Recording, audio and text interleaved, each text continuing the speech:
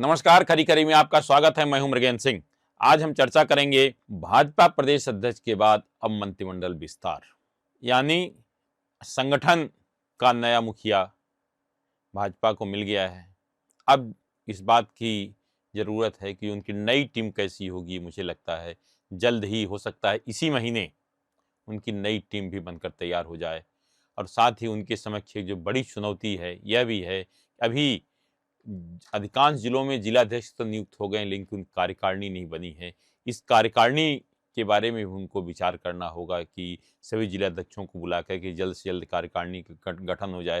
जैसे भोपाल की बात करें, भोपाल जिले के भी कार्यकारिणी का गठन नहीं हुआ है। एकमात्र अभी तो केवल जिलाध्यक्ष वर्ग की नियुक्त हुई है, कार्यकारिणी के लिए प्रतीक्षा की जा रही। मुझे लगता है नए अध्यक्ष के लिए एक चुनौती होगी। लेकिन जो सबसे बड़ी बात देखने में आ रही है कि नए प्रदेश अध्यक्ष ने जिस तरह से पार्टी में लंबे समय से जुड़े जिन लोगों ने पार्टी में अपना पूरा जीवन खपा दिया, उनको जिस तरह से तवज्जो दे रहे हैं, उनके घर जा रहे हैं, उनसे जिस तरह से बात कर रहे हैं, उनसे मिल रहे हैं, और साथ में मुख्यमंत्री डॉक्टर मोहन यादव जी भी जा रहे हैं, उससे ऐसा लगता है कि नए अध्यक्ष किसी भी तरह विवाद नहीं चाहते और नए पुराने सबको साथ लेकर चलना चाहते हैं। विशेषकर उन पुराने लोगों को, तपे हुए लोगों को, जिसके कारण आज भारतीय जनता पार्टी सीट्स पर है। देश की सबसे बड़ी पार्टी, देश की नहीं विश्व की सबसे बड़ी पार्टी बन गई है, उनको तवज्जो दे रहे हैं। आज उसका एक उदाहरण देखिए। उन्होंने पूर्व मंत्री डॉक्टर गौरीशंकर शेजवार के घर गए और मुख्यमंत्री जी को साथ ले गए, और क्या कहा उस समय डॉक्टर गौरीशंकर शेजवार ने, जरा सुनिए। माननीय हेमंत खंडेलवाल जी भाजपा के प्रदेश अध्यक्ष नियुक्त हुए हैं और उन्होंने इस अवसर पर सबसे अच्छी जो बात है कि एक पुराने कार्यकर्ता को याद किया और मेरे घर पे आए, माननीय मुख्यमंत्री जी को साथ लेके आए। इसके लिए मैं उनको बहुत बहुत आभार मानता हूं। माननीय खंडेलवाल साहब जैसे ही चुन के आए हैं, ये इनके परिवार और इनके पूरे परिवार ने पार्टी के लिए बहुत अधिक संघर्ष किया है, और मैं तो ऐसा कहूँगा कि पार्टी को चलाया है। हेमंत जी के पूज्य पिताजी विजय खंडेलवाल जी तो हमारे जैसे हजारों कार्यकर्ताओं के गार्जियन थे, उन्होंने गार्जियन की भूमिका निभाई है, तब जाके ये सब पार्टी यहाँ तक इस स्तर पे आई है। और आज वो अध्यक्ष के पद पे नियुक्त होने के बाद छोटे कार्यकर्ताओं को इतनी तवज्जो दे रहे हैं और हमारे पुराने कार्यकर्ताओं को इतना महत्व दे रहे हैं, इसके लिए मैं उनका आभार मानता हूँ। पूरी पार्टी, पूरा कार्यकर्ता, नए पुराने छोटे बड़े सब कार्यकर्ता उनके साथ हैं, कंधे से कंधा मिला के उनके साथ चलेंगे। हमारी उनको शुभकामनाएं हैं कि वो पार्टी को और ऊपर ले जाएं। माननीय मुख्यमंत्री जी का उनको पूरा पूरा सहयोग है, और यहाँ जिस तरीके से वो पुराने कार्यकर्ताओं को दोनों मिलकर तवज्जो दे रहे हैं, ये एक पार्टी की पहचान है। Bharatiya Janata party, party with the difference जो हम बोलते थे ना, ये उन्होंने इस बात को सिद्ध कर दिया है। एक बार आपको बहुत बहुत बधाई, मुख्यमंत्री जी का बहुत बहुत धन्यवाद। आपने सुना क्या कहा डॉक्टर गौरीशंकर शेजवार ने, साथ में मुख्यमंत्री डॉक्टर मोहन यादव और प्रदेश अध्यक्ष भी उपस्थित थे। साथ ही उनके शेजवार के बेटे मुदित शेजवार, पूर्व विधायक ध्रुव नारायण सिंह सहित कई लोग थे। इसका मतलब है कि अब भारतीय जनता पार्टी में कोई नाराज नहीं रहेगा, सबको साथ लेकर चलने की कोशिश करेंगे।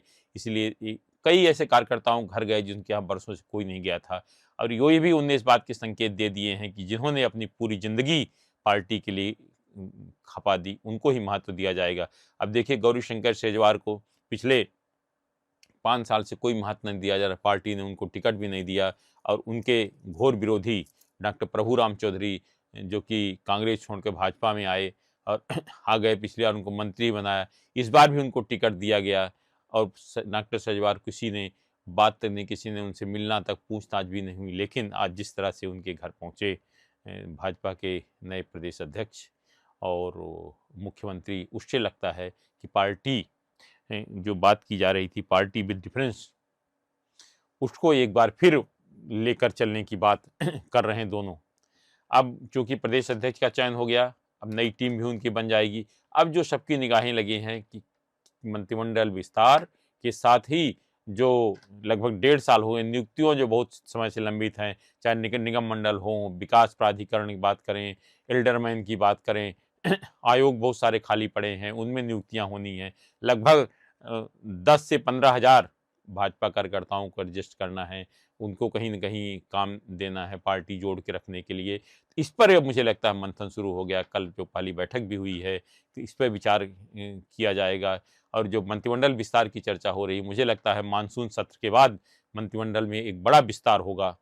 और मतलब ये कुछ लोग हो सकता है बाहर भी जाएँ, इसलिए अब मंत्रियों की परफॉर्मेंस भी देखी जाएगी, उनका परफॉर्मेंस पूरा तैयार किया जाएगा। खराब परफॉर्मेंस वाले मंत्रियों को मंत्रिमंडल से बाहर भी किया जा सकता है और कुछ नए मंत्रियों को शामिल किया जा सकता है। विशेषकर जो नाराज पार्टी से नाराज चल रहे हैं मंत्रिमंडल में ना आने के कारण, उनसे भी बातचीत की जाएगी, उनको भी एडजस्ट करने का प्रयास किया जाएगा और उनके अनुभवों का लाभ लिया जाए और पार्टी में उनको कैसे जोड़ा जाए। ये सब एक बड़ी चुनौती ज़रूर है, लेकिन मुझे लगता है ज़रूर होगा, क्योंकि मुझे लगता है केंद्रीय मंत्रिमंडल का विस्तार भी मानसून सत्र के बाद हो सकता है, क्योंकि कई पद खाली पड़े हुए हैं केंद्र सरकार में। साथ ही चूँकि बिहार चुनाव है, उसको दृष्टिगत रखते हुए भी पार्टी मंत्रिमंडल में विस्तार करेगी और वहाँ भी सामाजिक समरसता बनाए रखने के लिए वहाँ जाति समीकरण ही बैठाने का प्रयास करेगी। साथ ही जो मध्य प्रदेश भाजपा के पूर्व अध्यक्ष वीडी शर्मा को भी कहीं न कहीं पार्टी एडजस्ट करने का प्रयास किया, संगठन में करती है, मंत्रिमंडल में करती है, यह भी देखने वाली बात होगी कि आखिर क्या होता है। अब बात करें मंत्रिमंडल विस्तार की, कई सारे मंत्रिमंडल विस्तार में केवल 4 पद खाली हैं, लेकिन मुझे लगता है कुछ मंत्रियों को खराब परफॉर्मेंस के कारण भी मंत्रिमंडल से बाहर किया जा सकता है, क्योंकि उस समय शुरू में था, सामने लोकसभा चुनाव था, तो इसलिए बहुत लोगों को मंत्री बना दिया गया है जिनका परफॉर्मेंस वास्तव में बहुत ही खराब है, जिसके कारण कई जगह पार्टी को नीचा भी देखना पड़ रहा है। ऐसे लोगों को मंत्रिमंडल से बाहर किया जा सकता है और निगम मंडलों में नए लोगों को मौका मिलेगा। साथ ही पार्टी के समक्ष जो चुनौती और भी हैं, कोई वरिष्ठ नेता जो चुनाव हार गए थे, जिनको कहीं एडजस्ट नहीं कर पाया, उनको भी एडजस्ट करने का प्रयास किया जाएगा। उनमें देखें, बात करें पूर्व गृह मंत्री डॉक्टर नरोत्तम मिश्रा हैं, अरविंद भदौरिया हैं, रामपाल सिंह हैं, ये ऐसे नेता हैं जो कि पार्टी से जुड़े हुए चुनाव जरूर हार गए हैं और लंबे समय से पार्टी के लिए संघर्ष कर रहे हैं। हो सकता है इनको भी कहीं न कहीं पार्टी एडजस्ट करने का प्रयास करे। अब क्या एडजस्ट होगा ये कहा नहीं जा सकता, लेकिन जिस तरह से चर्चाएं चल रही हैं, जिस तरह से हेमंत खंडेलवाल ने शुरुआत की है, तो मुझे लगता है कि पार्टी अब एक नए तरह से काम करेगी, सबको भी साथ लेके करेगी। ऐसा नहीं है कि वीडी शर्मा ने काम नहीं किया है, वीडी शर्मा ने पर्याप्त काम किया है, सबको साथ लेकर चले हैं, इसी कारण 29 को 29 सीटें जीती हैं। उनको पार्टी का शुभंकर भी कहा जाता है, लेकिन सबकी काम करने की अपनी अलग शैली होती है। ये अपनी इनकी हेमंत खंडेलवाल की अपनी अलग शैली है, ये कभी किसी को नाराज नहीं करते, सबको साथ लेकर चलने में विश्वास रखते हैं और क्योंकि इनके ऊपर बड़ा दायित्व इसलिए भी इनके परिवार ने पार्टी को खड़ा किया है। अभी आपने सुना होगा डॉक्टर गौरीशंकर सजवार क्या बोल रहे थे कि इनके स्वर्गीय पिताजी विजय खंडेलवाल जी ने क्या किया पार्टी के लिए, कितने लोगों को उन्होंने खड़ा किया है। मुझे लगता है इस संगठन और संघ से जुड़े व्यक्ति हैं, तो आप देखिएगा जल्दी ही आपको कुछ बड़े बदलाव भी देखने को मिल सकते हैं। आज सिर्फ इतना ही। इस तरह की खबरों से जुड़े रहने के लिए हमारे चैनल पब्लिक वाणी को आप सब्सक्राइब करिए और अगर आपके पास भी कोई खबर है तो मुझे ज़रूर बताएं। आपकी खबर को हम सरकार तक पहुंचाएंगे, क्योंकि मेरा नाम है पब्लिक वाणी। इस कार्यक्रम के प्रायोजक हैं इंटरनेशनल पब्लिक स्कूल भोपाल। इस कार्यक्रम के प्रायोजक हैं ओपन बुक्स एंड लेवरोज एक्सीलेंस इन एजुकेशन।